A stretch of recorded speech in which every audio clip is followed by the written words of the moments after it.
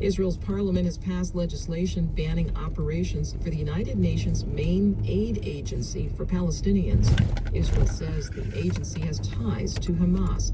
As NPR's Daniel Estrin reports, millions of Palestinians depend on the agency's services. NPR producer Anas Baba visited a medical clinic in Gaza run by the United Nations Relief and Works Agency, UNRWA. I can see that there is at least 200 from men and women and children that are waiting at the gates for the health center to open. UNRWA provides shelter, medicine, and food to Palestinian refugees displaced in the Gaza war and facing hunger.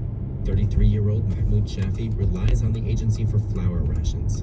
He called Israel's move against UNRWA another war on top of the Gaza war. Israel says some UNRWA staffers took part in the October 7th attack and accuses the agency of perpetuating Palestinians' refugee status 75 years after Israel's founding war. NPR's Daniel Estrin. This is NPR. Support for NPR comes from NPR stations. Other contributors include Capital One, offering their premium travel card, Venture X. What's in your wallet? Terms apply. Details at CapitalOne.com. And listeners like you who donate to this NPR station. This is CPR News. I'm Mike Land. With a week to go before Election Day, more than 1 million Colorado voters have already returned their ballots, but turnout is behind where it was at this point in the last presidential election. El Paso and Jefferson counties have the most people voting so far, followed by Arapahoe and Denver counties. 40% of the ballots turned in so far are from unaffiliated voters. The rest are split closely between Democrats and Republicans. More than half of the people who have voted so far are over 55. Today is National Vote Early Day, and RTD is offering free fares to help people turn in their ballot. RTD buses and trains are free today and again on Election Day, November 5th. RTD is also adding ballot drop boxes and polling locations to its Trip Planner website and mobile app. In the state legislature, the sponsor of a new law meant to make it easier to use a doula in birthing care says she will revisit it.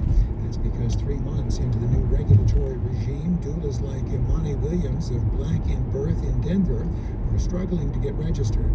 It's not a very user-friendly website. It makes it really difficult to even get to the application.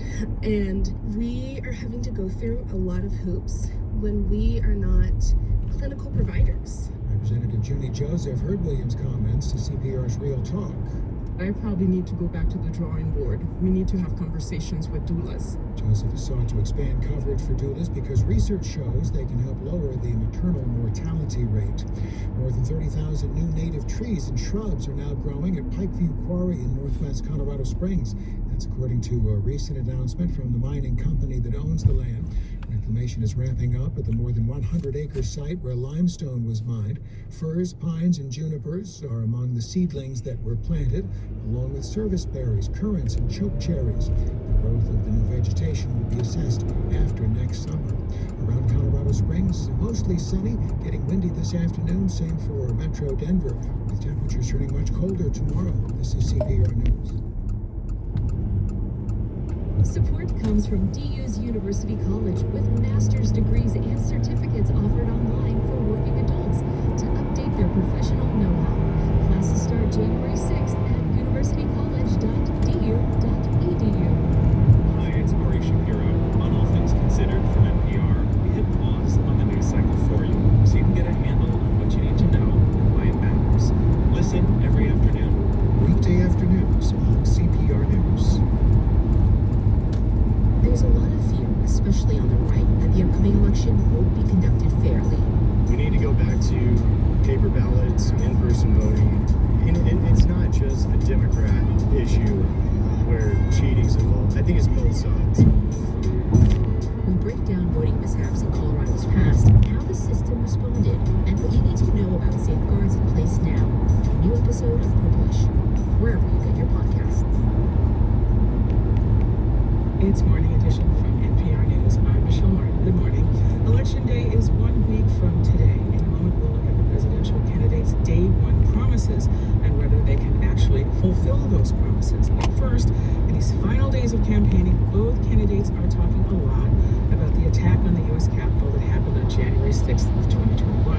Vice President Kamala Harris will deliver a speech tonight at the Ellipse in Washington, D.C. That's the same spot that then President Donald Trump spoke to his supporters just before the invasion of the Capitol.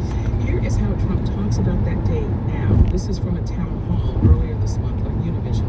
That was a day of love from the standpoint of the millions, it's like hundreds of thousands. It could have been the largest group I've ever spoken before. They asked me to... NPR's Tom Dreisbach has been covering January 6th for the last few years. We brought him on to fact check this. Good morning, Tom. Good morning. Let me start with something else that Trump said at that Univision town hall about whether the rioters were armed that day. Let's listen.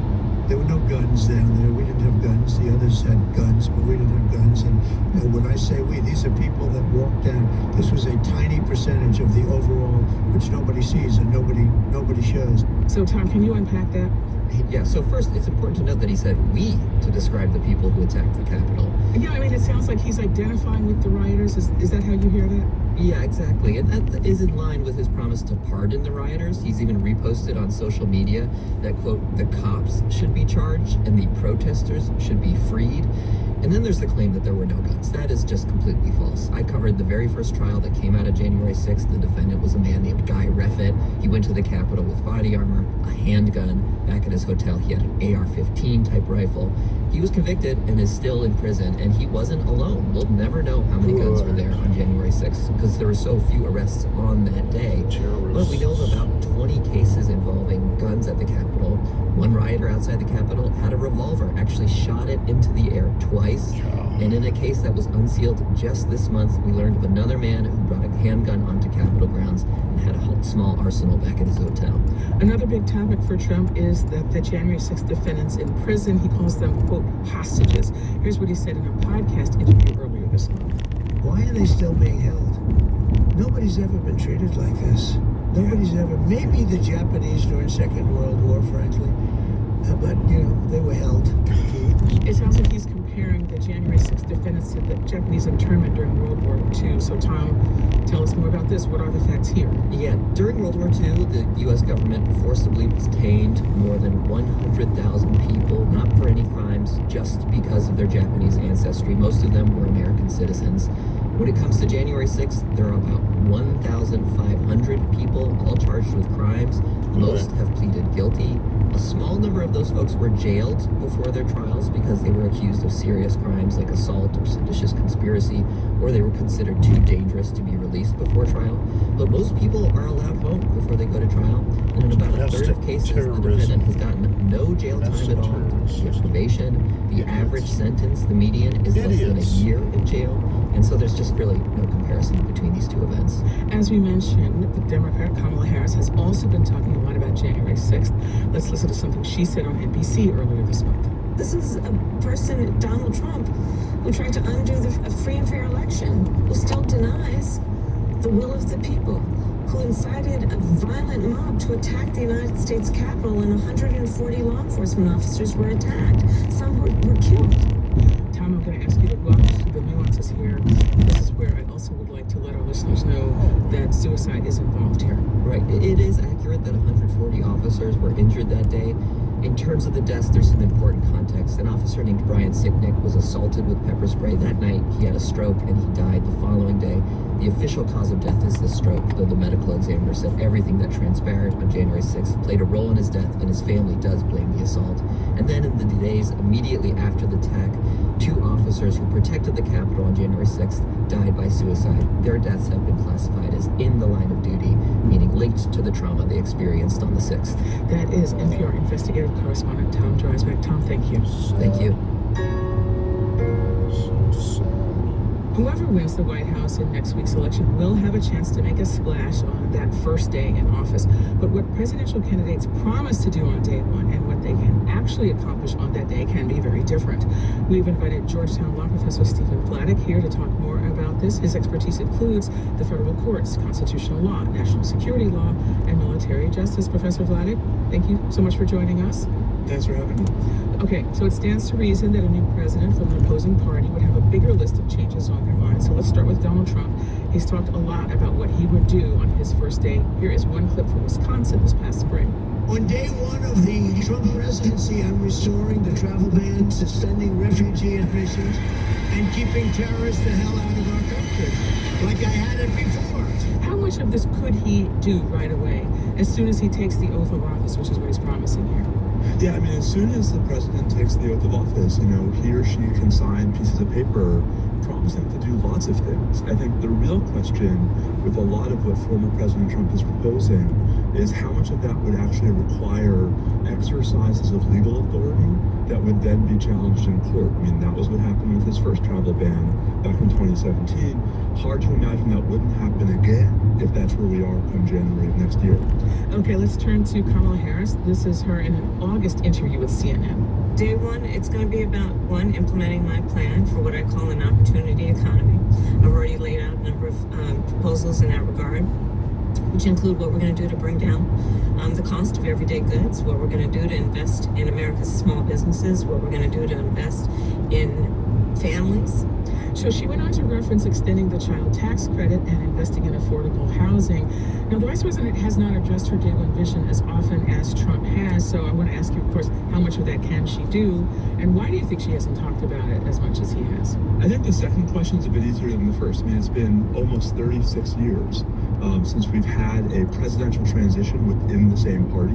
Back in 1989, when President George H.W. Bush took over from President Reagan.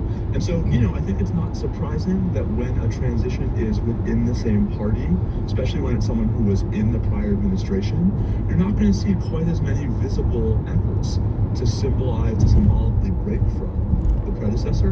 But I think it's also interesting that Vice President Harris's proposals are really more, at least as she's articulated them so far, about spending money and setting new priorities for how the federal government is going to use its existing resources, in somewhat sharp distinction to former President Trump, who's talking about changing interpretations of legal authorities and using those changed interpretations to take actions.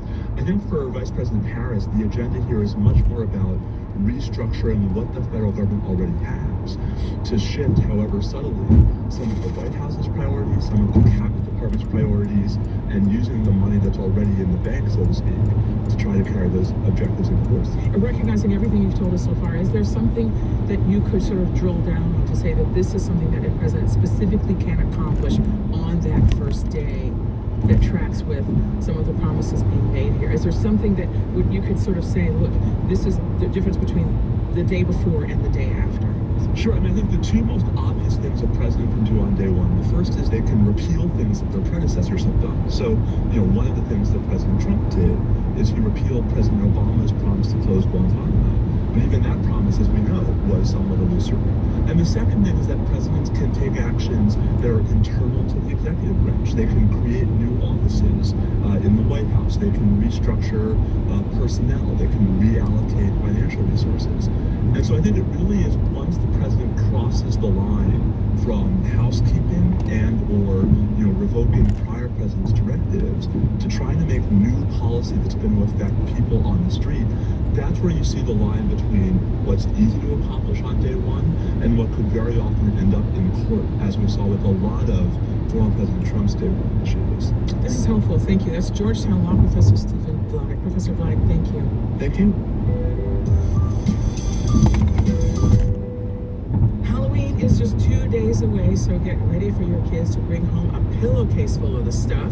Nerds Gummy Clusters. Unleash your senses. New Reese's Caramel Big Cup. Yes. From TV commercials to your kids' trick-or-treat bags, candy is everywhere right now. So is it okay for children to binge on it just for one night? This is a great opportunity to teach kids to listen to their bodies and how to indulge in a healthful way. That's Allison Chang, a pediatrician at Oregon Health and Science University in Portland. And maybe when they have a little bit of a tummy ache or don't feel so great the next day, they'll remember that maybe they shouldn't have had so much in one sitting. Even though we all know that too much sugar is bad for us, Dr. Chang says Halloween is not the day to worry about it. It is hard enough as a parent to just kind of get your kids through the day, dressed, healthy, happy.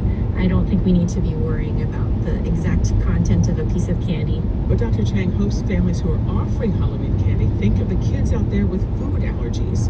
There's an option to always provide non-candy or non food treats. So things like stickers or toys. If you're trying to stave off sugar rushes after Halloween, here's what Dr. Chang suggests telling your kids. You can have what you feel comfortable eating tonight, and we are going to then save 10 of your favorite pieces of candy. Dr. Chang says the rest can be spirited away by the Switch Witch. Similar to an Easter bunny, similar to a tooth fairy. You put your candy out in the middle of the night, and the Switch Witch will come and take that candy and give you something else, some sort of other treat. Or you can do what most of us do, take it to work for the next month, where we eat it ourselves.